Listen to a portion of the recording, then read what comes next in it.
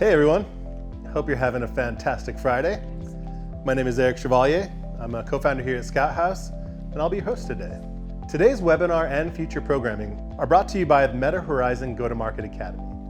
Each month, the Meta Horizon Go-to-Market Academy will invite subject matter experts from the industry to host webinars and provide hands-on support. Today, we're going to be talking about marketing strategy, and you can look forward to topics like influencer marketing, content production, community management, and more. At a high level, we hope you'll walk away from the GTM Academy content and programming knowing how to develop successful launch strategies, grow your audience and increase engagement, and drive business outcomes and revenue growth. We'll share a few worksheets that will be available for you to check out after the webinar, and we also want to let you know we'll be hosting an office hours session in the coming weeks for more of a roundtable discussion and answer any specific follow-up questions you have. Our goal for today's webinar is to give you a framework for how to approach marketing, inspire further questions and research. We won't cover everything on the topic in one session, but we do want to introduce the types of skills and resources you're going to need to go further on your own and as a community. If you aren't already a member of the MHCP Creator Forum or Start Discord, depending on the program you're in, consider joining. We'd love to see you there. Now, before we get started, this is the first session in the series, so we'd love to get feedback on what's working, how we can improve, and the go-to-market content you're most interested in. Let's go! Welcome to Scout House. We are a proud Meta partner since 2018 through almost every iteration of the Rift and Quest. We've spent the last decade working with hundreds of developers and creators, helping them launch and promote many of your favorite VR games, apps, and worlds. If you've spent much time on the Meta Horizon store or at Meta Connect or on the internet, you've likely seen some of our product launches, trailers, key art, creator spotlights, and social content we produce right here in Long Beach. Scout House also partners with Meta's developer success team, working across programs like MHCP, Start, and SLS to provide education, community management, and mentorship support for program members throughout all phases of the developer journey. Today, and for many Fridays to come, the Go-To-Market Academy is all about launch. And for this session, I'm joined by Sam and Kara, members of the Scout House team who know a thing or two about the topic at hand. Hey guys, I'm Sam. I work on more of the publishing side of things here at Scout House. I'm really excited to be here today. I'm Kara. I work in strategy, and my background's in marketing strategy. Also excited to be here. Thanks for joining us. Sam and Kara will cover the fundamentals of establishing a strong foundation to market your world, app, or game. This is going to include developing a marketing strategy and setting goals, researching and defining your target audience, defining your marketing channels, planning, producing, and sharing content, and optimizing your strategy over time. Just so you know, we're going to use the term title as a general term to encompass worlds, apps, and games, since you're all coming from Start and MHCP. And as we go along, please take notes and ask questions in the chat. With that, I am happy to hand it over to Sam and Kara. Awesome. Thank you so much, Eric. So Kara, let's jump right in. Since our topic today is about marketing strategy, can you tell us at a high level what a marketing strategy is and why it's so important for developers and creators to begin thinking through their strategies early and often? Sure. Yeah, so you can think of your marketing strategy as a roadmap.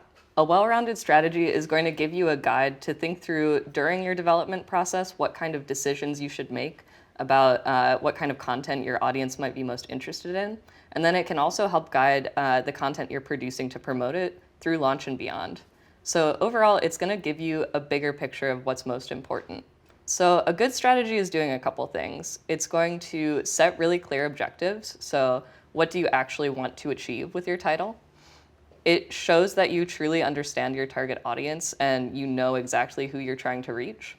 It helps you define what channels you want to use to reach that audience on social media, maybe throughout your website, email newsletter. If you want to do influencer campaigns, it helps you put the right set of channels in place to be able to communicate your message most effectively.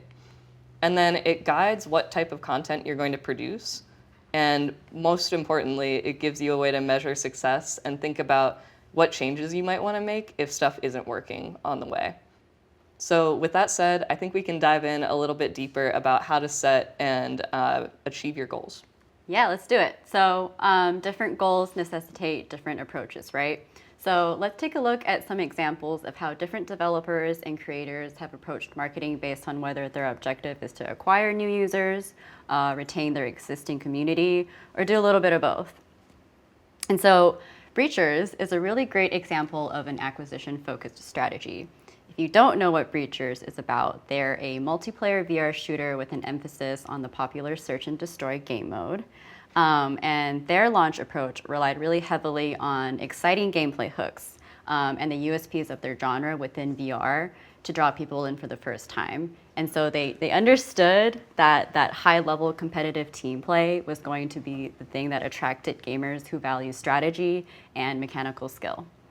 But for Worlds, Kara, what about acquisition for that? For Worlds, acquisition starts with a really clear communication of what your world is going to be like for the player experience. So you want to make sure that your thumbnail, the images you're using on your world page, the screenshots, that they really give an idea of what the experience is going to be of entering it. So for Spin the Bottle, as an example, Spin the Bottle's main draw is it's a really simple description and a simple premise. But any updates that they're doing or any special events are going to be communicated really clearly, usually with brackets in the title. And then once you actually visit the world, I feel like you're usually hooked by oh, just one more round, or not knowing what the end result is going to be. So the RNG mentality of wanting to just keep going with that. So it's a good example of both kind of acquisition of drawing people in and also retention of keeping them engaged. When it comes to retention, I don't think that we can talk about that without mentioning Gorilla Tag. They're a really masterclass example, and since their launch, they've maintained their momentum by providing and encouraging constant updates to their ecosystem. So that includes things like bundles and cosmetics. They are super, super active on their Discord and are constantly encouraging community contributions, implementing new game modes, and just generally they have a commitment to making the user experience really safe and fun. And yeah, just encouraging the community to talk. Sometimes you can just let the people do the thing, let the monkey together strong. As an example of a good retention and acquisition hybrid strategy, recently, Necomania campaign happened on the Meta Horizons store. And so both Gorilla Tag, Breachers, and other titles like DigiGods and Walkabout Mini Golf, among others, cross-collaborated with Neko Atsume to celebrate Neko Atsume's 10th anniversary. And so this was a really great way to collectively raise awareness of these titles for new players and then give existing players new reasons to jump back into the games.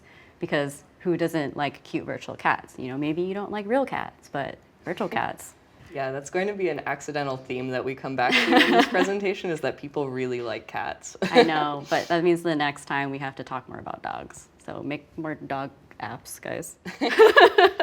Yeah, so some questions to ask yourself as you think about what your strategy is. So after we went through all of those examples just now, if you're trying to think about how you might do something similar for your title, we've put together these questions that are pretty broad of how you might start thinking about that.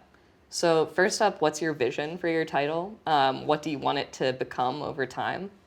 What key features do you have that sets your title apart from others? What types of things are you doing really well that are your unique selling points compared to other titles in your genre?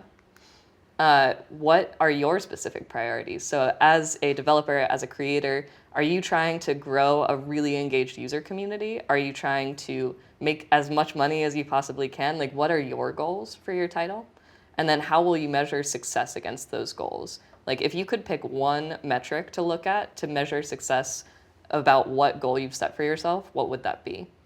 And then once you know all of that, which is, kind of a lot to know, what is your timeline for trying to achieve all that? So how can you break those objectives into short, medium, and long-term goals? This is true for any goal-setting thing, but for marketing, it's thinking about how much you want to achieve and what metrics you want to use to measure on a certain time frame. Now, once you have a clear goal, you have to start thinking about your target audience and how you define that.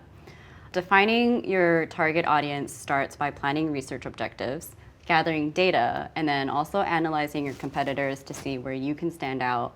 And with doing that too, identify the relevant industry trends, because like everything's changing in this landscape every minute, every second of the day. But Kara, what else should developers and creators consider when they're conducting market research? Good question. You can consider as many things as you can think of, basically. The more parameters you have, the better when you're thinking about how to reach specific groups of people or cater to their interests. So you can think about things like what their platform behavior is, their preferences, their like language, culture, what time zone they're in, maybe their motivation and play style, or any pain points or niche interests that your title might have that they could be super into. So like one example would be, are you targeting like VR enthusiasts, people who have been into VR forever? Or are you talking mainly to like more social mobile users who are just maybe thinking about experimenting with other types of gaming? So this influences everything from like how you might message to reach this audience, and the visual style of your content, and even what platforms you're posting that content on. For example, like if you're trying to reach younger audiences, you might think about making short form content for platforms like Reels, YouTube Shorts, or TikTok. And as part of your market research, you could go on those platforms, look for similar titles, and see if there is like content from those studios that's doing really well in those formats. So it's like a fun kind of homework. You get to watch a lot of short form content. It's not the worst thing.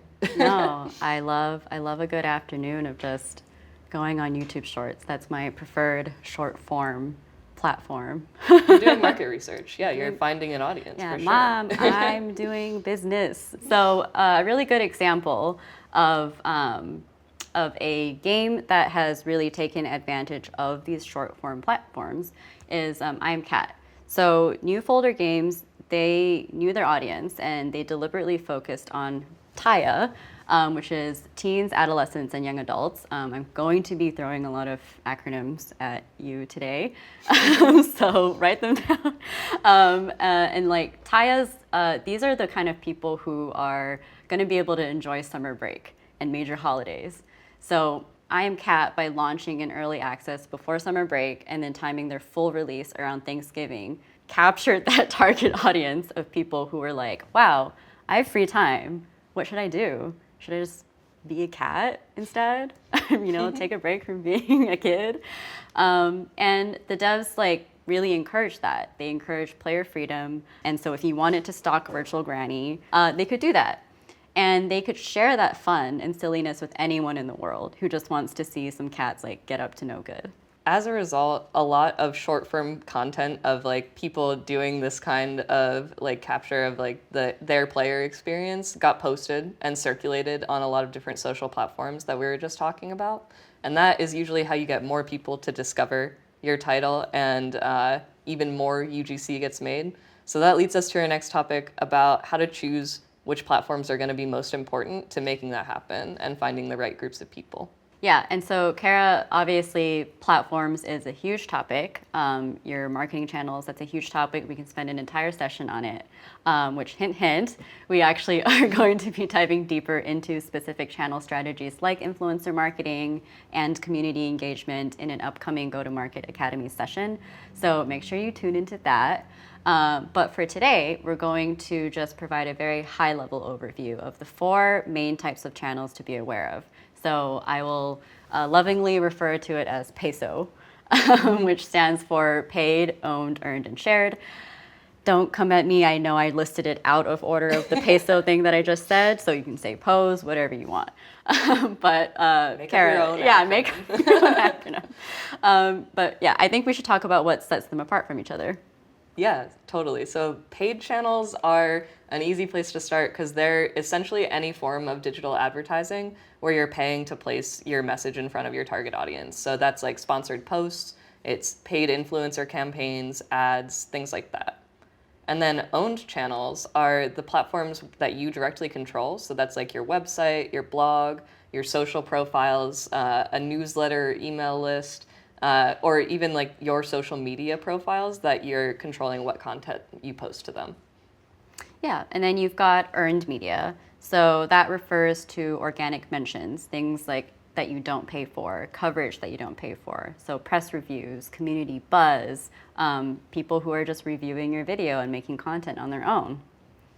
And then lastly, we have shared channels. So these are social media platforms, the ones that we had discussed before, but these are not channels that you control directly. They're just people who are hanging out on Instagram, on YouTube, and being like, hey, like, I found this game, I found this app, I found this world, and I think you should try it out. And a lot of engagement happens here very organically, and people just talk, you know, and there is a lot of power in that. But yeah, that's PESO at a very high level. Yeah, and most successful strategies are using a blend of all of these. So as you're starting to think about it more as like how you can start with the things that are easiest for you. So maybe your owned or your shared channels, things like Discord, Instagram, TikTok, and YouTube, and then use what you learn from there and use like the conversations you're having within some of those shared channels to spur the decisions you're making once you decide to invest more resources and maybe do some paid strategy as well. Yeah, and so, you know, on that topic, like, regardless of which channel you eventually focus on or decide is going to be best for your title, remember that you shouldn't post the same single piece of content everywhere. Like, you might have made a really great video, and yes, you should post it everywhere, but also consider the format of it, right? Do you need to resize it to a different aspect ratio? Does it need to be vertical? Does it need to be square? Does it need to be shorter? Does it need to have less text? Maybe it's not even a video, maybe it's a still. You know, what works as a 16:9 on YouTube isn't going to necessarily work as just a 1:1 cut down on X. So each channel is unique. It has its own limitations, but you want to share the right content at the right time in the right channel so that you're reaching the right people. It sounds so easy. You just do all of the right things. Okay, so now we've covered a lot of kind of like primer stuff, right? Goals, audience, channels. Now for the fun part, not that, you know, all the primer stuff of goals, audience, and channels isn't like super entertaining, but let's touch on actually creating your marketing assets and content. And this is where you're going to have the most freedom to do whatever you want, which is like both freeing, but also, you know, it could be a little bit intimidating, right? But we'll get into the nitty gritty of content production and kind of how to approach that and, you know, uncover the ways that you might approach it for your own title. Today is going to be just a little bit of an appetizer, and especially if you haven't done much marketing before, this should be very helpful for you. If you have, don't tune out. Now's the time to, I think, revisit your content, identify new opportunities. I think there's always a way to make what you're already making better. Totally. So as you start thinking about how to plan content, especially video, we also have some key questions. I'm going to keep putting questions out there just to spoil this a little bit. I think Eric mentioned it earlier, but we are going to be sharing some resources, some worksheets after this that pull all of these questions together so you can fill them out for your own title. But as you're starting to think about what type of content you want to create, these are some questions that might be useful to ask yourself. First off, do you have a list of creative mandatories or USPs? So that's going to be unique selling points that you want to make sure that your content represents. So a really great place to start there is just start writing a script or a key beat sheet for your video content to help you keep focused, because you're going to have a lot of really great things that you want to talk about for your title. Or maybe your title is actually really simple and you're like, wait, like, what do you mean? It's such a simple concept. How can I talk more about this or talk more about how to, like, the freedom that you can do in it? You know, with that said, obviously you guys probably have limited resources. So don't be afraid to lean into Meta AI or ChatGPT tools to kick things off and get your creative juices flowing, and then take that information, think about it, and then make it your own.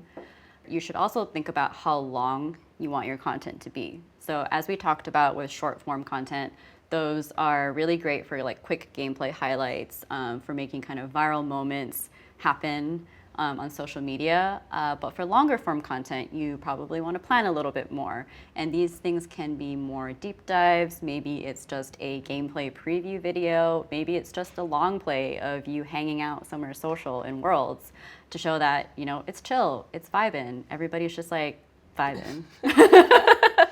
Yeah, even like simple top 5 lists of things that people should check out when they visit your world or go into your app, those things can be really effective too. To that point, you can also think about like what the most attention grabbing thing in those lists would be and like how you can grab attention immediately. It's super important for any content you're making to think about what your hook is and what is going to keep people watching if they see the first couple seconds of it instead of scrolling or clicking away, as we all definitely like to do. So just making sure that you're putting something super compelling at the start of your content is going to be important. And then similarly, at the end of your content or in the middle, you want to have a really strong call to action of like what you want your viewers to do as a result of seeing your marketing content. Like, do you want them to join your world, download your app, put in pre-orders? Do you want them to add it to a wish list? Like, they have to know what you want as a part of the content you're producing. So just making sure that that's included as you're planning. Yeah, and I mean, on that topic, our CTA to you guys, our call to action for you guys is to make sure that you get something out of this and that you ask questions and that you guys interact with each other. Yeah, that's our CTA. But yeah, at this stage of pre-production, you're also going to want to start thinking about how you want to capture, right? Capture methods, if there's going to be other things besides capture that you actually have to create. And this is how you're going to show off your title to prospective players or visitors. And that's like not just video content too, like it's also static content, your thumbnails, your screenshots. But going to focus a little bit more on the video right now. If you have a VR or MR title, you want to try as best as you can to blend live action or mixed reality footage with VR game capture if your game has both of those modes, to help ground the player experience. It's hard to show VR on a flat screen, right? You can't really convey that immersion. So for games that have both VR and MR modes, it's really important that your content demonstrates the flexibility in play style and the level of immersion. Maybe some people don't care about the mixed reality mode and they just care about playing in VR, and vice versa.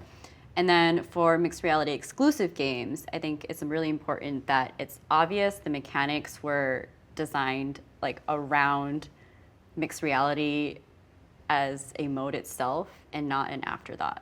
So actually thinking about your player's real life space, and I won't get too much into that because that's like game design, but make sure that your content shows that you're really thoughtful in your game design, because I think that is a really big draw for some people, is knowing that developers are actually thinking through those things. And then for worlds, be sure that you're incorporating both VR and mobile gameplay if those are applicable to your world, just to show that there are more accessible ways to access rather than just through a headset. And then if you don't have access to resources to capture a person in mixed reality or in your real space, which, I mean, you can still use your phone. It's okay to use your phone. It's probably pretty high quality. There's still equally effective ways to communicate what it'd be like for someone to try your game or app for the first time. And so you can do that through cinematic engine capture, you can do that through first-person gameplay, graphics, supers, and those are things that you can get online for a pretty low cost or even free sometimes. Think about your soundtrack, and then also think about establishing a really strong and consistent brand identity so that you can hone in on how you want your assets to look and feel. Yeah, and sometimes even your strong and consistent brand identity, it could be lower quality content that becomes part of your brand. There are lots of examples of really, really funny videos that are not produced at the highest possible quality. Yeah. So there are lower cost options as well. Yeah, and you can get so many more out, right? Totally. Yeah. Yeah, and so another thing you can do is kind of explore different creative themes and see what's working best for your target audience and your title. So this slide, we're using Islanders as an example of thinking through what feeling you want your audience to have when they're seeing your content. They explored a couple of different options for what type of vibe the audience would get from the content they were seeing, and ultimately landed on kind of a soothing and minimalist ASMR type experience, because that's actually really accurate to playing the game. It's very, very soothing, very fun in ASMR. But I guess on the other end of that spectrum, you've got Contractors.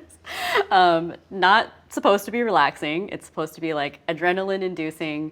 You want to be the last squad standing with your friendos. You want to feel like a badass. So to really make sure that they got that feeling across, they put together a storyboard, and it's like, hey, like these are all the different camera angles and transitions that we can use to keep that energy up, to keep you going, so that by the end of the trailer, you're like, hell yeah, like, I'm gonna go play Battle Royale right now in VR. And then you can also use shot lists and animatics. Like maybe you don't have time to put together this whole board. It's okay to use just Google Sheets. So like if you're a Horizon creator and you have limited access to other kinds of previous resources, if you're a Start developer and you have limited access, Google Sheets, screenshots, scene descriptions, and then like whatever you want on screen for your text or supers, that's all you might need just to get started. And remember, like things will change when you actually get into edit and stuff like that, but that's okay because now you have a starting point. You don't have to get, too hung up on the details.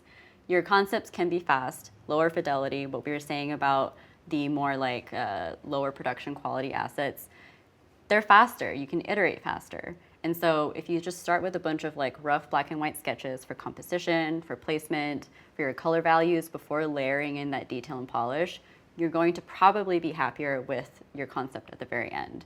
And then you're also going to be able to see early on, before you get into all of that layering, your thumbnail view, because that's going to be like very important for catching attention. You want the big picture elements of your title's art to pop, even when it's super tiny. Definitely. And as you're thinking about like what kind of content does well, you're doing your market research, you're watching all of this short form content on social, you can also start thinking about how you might want to collaborate with influencers. So there are sometimes creators on different platforms who really specialize in making a certain type of gaming content. They might have some great ideas of how to work with you and how to capture a really interesting feeling from your gameplay or your title. So we looked at some really great influencer collaborations as part of researching this presentation. I really like this one. So this one is taking a look at a YouTuber who is making a lot of samurai themed content. Like his videos are kind of all about like any game where you are a samurai, basically. There's a lot of those. There's also a lot of like real life videos mixed in. So this one is for Samurai Tycoon, and it's kind of a mix of testing out the clothes and weapons in the gameplay and also some live action footage. So working with influencers can be a great way to like expand out of your own personal content production and get some other perspectives as well. So with that, let's slice into the next topic, which is going to be optimization. And that's specifically, don't make fun of my pun. I like it. Looking at the differences between optimizing for the Meta Horizon store and then Worlds. Yeah, this is super important because like getting your strategy is right, but you want to make sure that people are seeing your title on the platform. The right people are getting presented with the right information at the right time for like the best reach and impact. So we're gonna start with the Meta Horizon store in general, but we'll do some specific world slides afterwards. So stay tuned for like a double click onto that. To start, you're always going, like the first thing, right, that they're going to see is your product detail page or your product description page. So make sure that you're following Meta's asset guidelines so that you can launch smoothly. You want to avoid the last minute scramble of having to like resize your key art. Oh no, my logo's not in the safe zone and now I can't, launch because one asset is not, following the guidelines. You want to make sure that your screenshots are well thought through, that they're high fidelity. I think that there's a lot of power in those. And then you want to make sure that you have enough time to spin up an enticing description for your game, right? So maybe your screenshots aren't as good as you want them to be, but someone reading through your description might be like, yes, that's what I want to do today. So for some great PDP inspo, check out Maestro, Moss, and Ghost of Tabor on the Meta Horizon store. I think that these titles really do a good job of setting solid player expectations on what kind of gameplay loop they're going to expect, the art style of the game, the genre, and then that's going to lead to less churn. So, they're going to actually go in there and hop in and then maybe keep hopping in.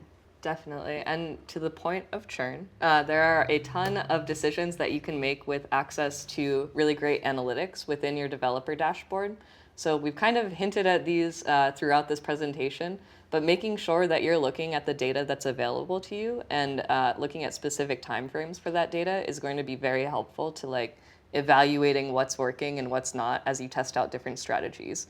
So for acquisition, you might look at like your funnel analytics. So like your reach, unique clicks, unique conversions, and people who are adding your apps to wish lists. For retention, you might look at your active users in a certain time frame, the average time they're spending, and then weekly and monthly retention, just to compare as you're making changes, what's having an effect, what's having a statistically significant impact. You also want to experiment with pricing tools. So if there's an opportunity for you to run a promo for the holiday season, like I love Christmas, I love to get gifts, or bundle content with other developers, you should take that opportunity. Like you really want to strive to lower the barrier of entry for prospective players who are like kind of on the fence, or they're looking to like really maximize their savings on their VR game purchases. I know I'm the type of person who's just like got a million things on my wish list and waiting for them to go on sale. So yeah, really take advantage of that. Yeah, and then you can also experiment. There are tons of pricing tools available to you. So you can look into local pricing adjustments. You can look into having add-on content, DLCs, or maybe even subscriptions. And none of these are like advice for everybody. This is all dependent on what you're specifically trying to do and who your target audience is. So just take a look at like what tools are available and make sure that you're trying different things and finding what works for you. As an example, you could potentially have an early access version of your game for a lower price. And then as it's doing really well and starting to reach a wider audience, you could think about raising that for a full release so that you're able to kind of like have a great like studio success and reach a wide group of people in that early phase by having a lower barrier to entry, like you said. I feel like people really like to feel like they're rewarded for being early believers of like As your they early, should be. yeah, of your early access title. They're like, wow, I got this for a steal. Yeah. It's like such a great title, and now it's at full release, but I already got it. Yeah. They got I a was deal. here on day one.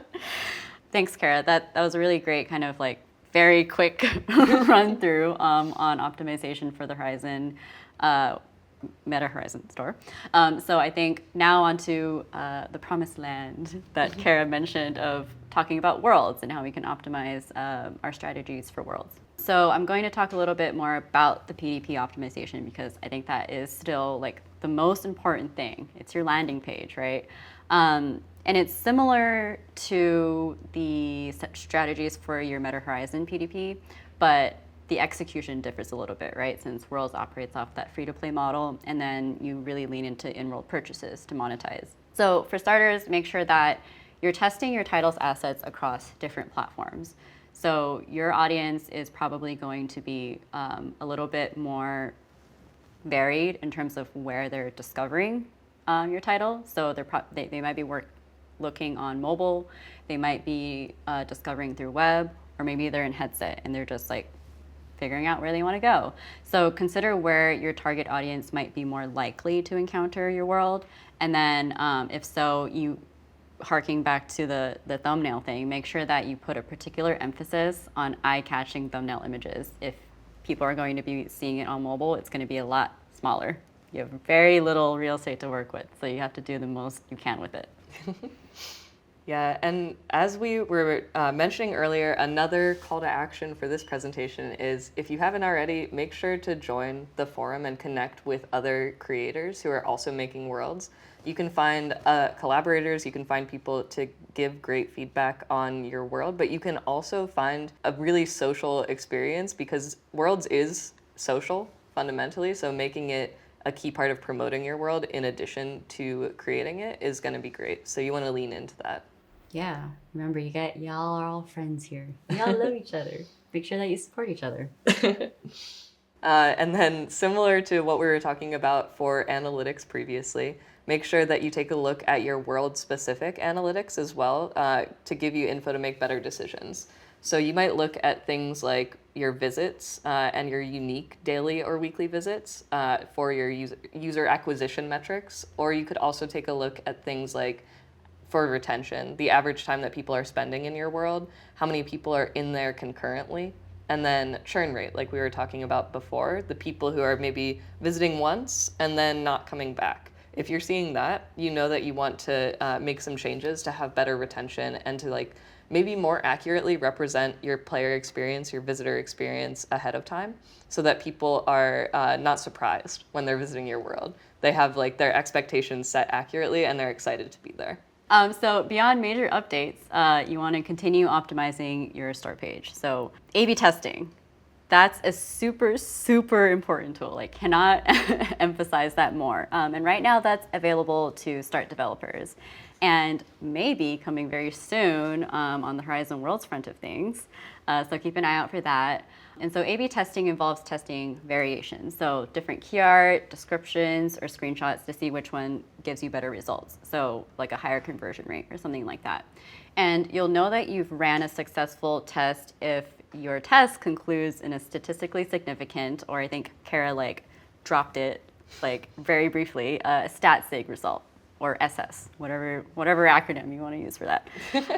So since A/B testing can be really expansive and it's just got like endless possibilities, let's just take a brief look at a few different approaches that developers have tested on the Meta Horizon store. Yeah, so the one that you're seeing on screen now is from No More Rainbows.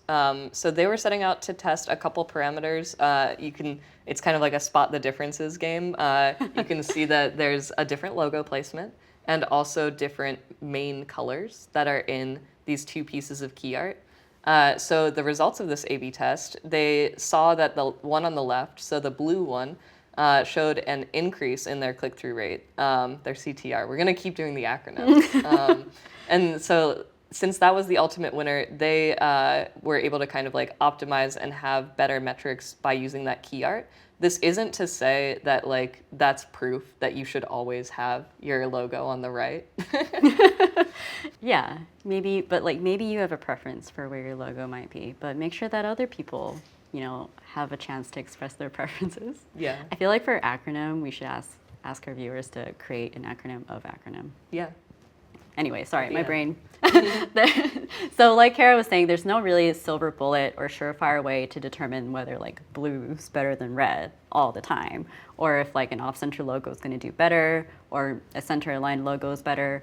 But you can always gather insights on what's working for your specific title. And then, as we've always mentioned before, like it's okay to share things with other developers. I think there may be a tendency to be a little more secretive about it, but the only way that we're going to, you know, move with the trends and to understand like what works best is to talk to each other. Yeah. Sharing data means everyone has more data, which is fun. Yes, and we love data here. Sharing is caring. It's true. So this is another example. Sam, do you want to speak to this one? Yeah, so deep cuts. On the very far left, you'll see that they developed an initial rough key art concept that has like a literal explosion of like all the things. You know, they've got monsters, main characters, they've got movie posters like all around the explosion. But then they were like, maybe we should simplify this a little bit. So after further creative development, they developed a more minimalist approach, showing only 2 characters and placing a little bit more prominence on the film strip design of the logo to convey that this game is about like being on movie sets, right? But you don't know like why, but like movies, Hollywood. And so the A/B testing result between this first initial key art and, the current middle one and the initial key art is that the new one showed like an extremely significant increase in CTR, and you know it was like very impressive. And so they went ahead and started using this one as their main hero art. Yeah, and then the one on the right, so the one with the one that's like a rat. So the devs didn't stop just because they saw a really great increase in click-through rate. They wanted to keep testing more types of key art, so they took another more humorous approach and meant to make people curious and maybe want to find out what the title is about. This one did not perform as well as the one in the middle, but we think that in general, this is a great example of good marketing practices of continuing to test and figure out how you might improve, even if it doesn't end up being the winner. You want to keep testing things out and seeing what is ultimately going to work best for you. Yeah, they really showed that initiative to do it. Spooky, mysterious, maybe this will work for us. Lastly, Dungeons of Eternity. They saw interesting results because their initial approach was primarily to test which color is going to attract more clicks. So kind of back to that red and blue sort of thing, because those really pop against a white background, against a dark background, and whether different hero characters would matter at all. So like on the left, you see we can see the guy's whole face, and then in the middle one, the guy's got a helmet on, right? So it's maybe you can imagine yourself. Maybe I'm helmet guy.